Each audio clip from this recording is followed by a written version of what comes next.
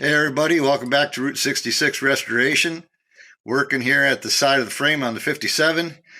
This is where the bolt-on mount's going to go. This is actually repaired with 2 layers of 16 gauge. This inside layer is plug welded to the frame and the patch, and then I've welded in around, and the bottom is actually 1/8 inch, so I give a little more strength on the bottom side.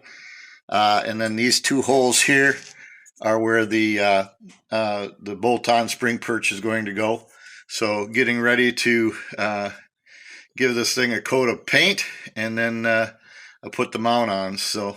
But it's been a bit of a journey with this particular project here on this frame, but they can be repaired. It just takes time, and it's not easy when you still have the body on. Ideally, taking the body off would be the thing, but I'm working alone, and I don't have the ability to do that safely, in my opinion. So anyhow, that's what I'm doing today, and working on this, and we're going to give her a shot of paint. So talk to you later.